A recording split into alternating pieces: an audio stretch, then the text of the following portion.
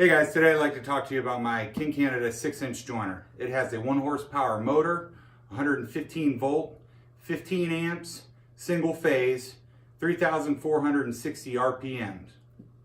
This is a heavy machine. It weighs 218 pounds. It's got nice thick in-feed and out-feed tables.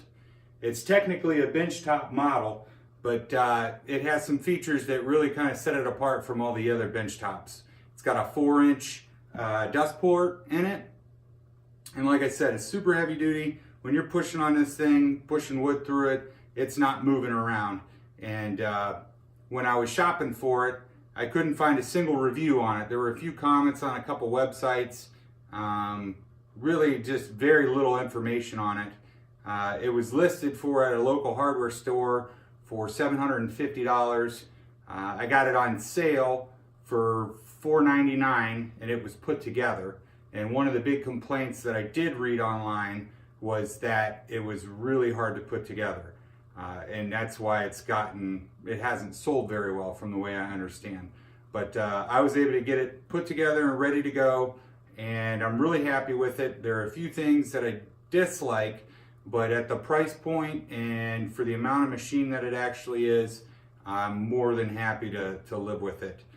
Again, I got $500 in it, and I'm happy with it. So I'd like to show you some videos of running some wood through it and the final product that I get out of it. Like I said, this is a heavy duty machine. It's got a 4-inch dust port on it. I was really excited about that. I've been trying to cut back on the amount of dust in my shop. And really, the dust collection on this leaves a lot to be desired. It does work. When you look at the pile of shavings that this thing leaves behind, I mean, that's only from running 6 boards, about 5 foot, if that. It leaves a pretty good pile of shavings, but you can see it's still collecting. You can watch the shavings build up in the dust collector as I go. So it's not a complete loss, but one of my big things lately has really been trying to cut back on the amount of dust down here in the basement. So I was disappointed with that. One of the comments I read online was that this thing jams a lot. When it was brand new and I was running fresh blades, I was probably taking too much wood off at one time, and I had like 3 or 4 jams. As the blades have dulled and I'm taking less wood off, the shavings are smaller. They're still good sized shavings. It's not just throwing dust, but the shavings were about 4 times the size. And since I've started taking less wood off at a time, I haven't had any issues with jamming.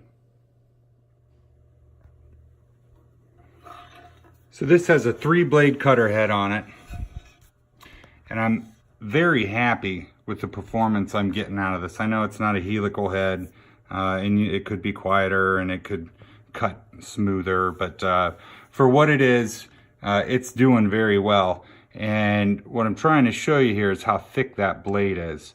I've been getting really good life out of these blades.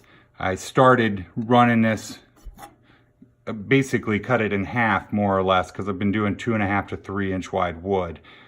So for the first few days I was using this, I was running a lot of wood through it. I had the fence all the way back, and I was pretty much only using the back 3 inches of the blade. Once they started to wear down, I moved the fence in 3 inches, and now I've basically got a new set of blades that I'm running again.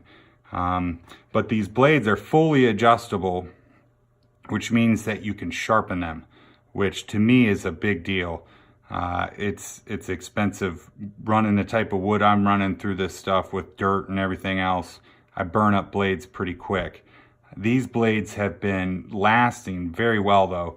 I've had to change blades on my thickness planer 2 times in the amount of time that I've been using this joiner. And this is my DeWalt thickness planer blade.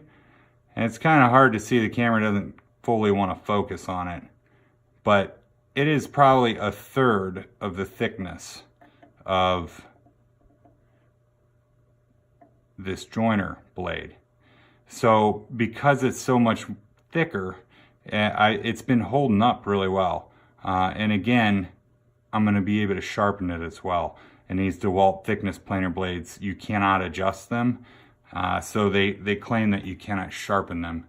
I haven't really tried. Every time I do finally take the blades off, they're so banged up that you're definitely not going to salvage them. But these blades, I'm really happy with them. I haven't priced what they're going to cost to replace, but so far they're holding up really well.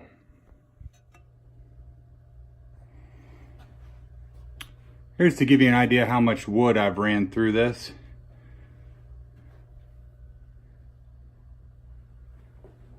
And again, this is all old barn wood. A lot of it's wormy chestnut. Got some nice black walnut. Comes from a friend's barn. It's all over 100 years old. So this is hardwood.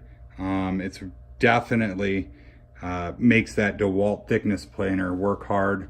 This joiner though has been chewing through it a lot easier. I've been actually kind of trying to bust down some of the high spots on the opposite side before I even run it through the thickness planer, just because of how well this joiner is chewing it up. But that's just to kind of give you an idea how much wood I've ran through it so far. So I've been running some wood. I've gotten a pretty good amount of wood through it, and I'm happy with the performance overall.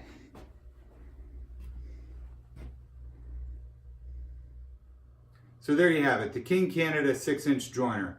Overall, I'm very happy with this machine. It's definitely lacking on the dust collection, but when you compare this to any other benchtop models out there, I did have a Craftsman joiner that I used for a while, and this thing is so much better far and away than any of the benchtop joiners I've seen or used.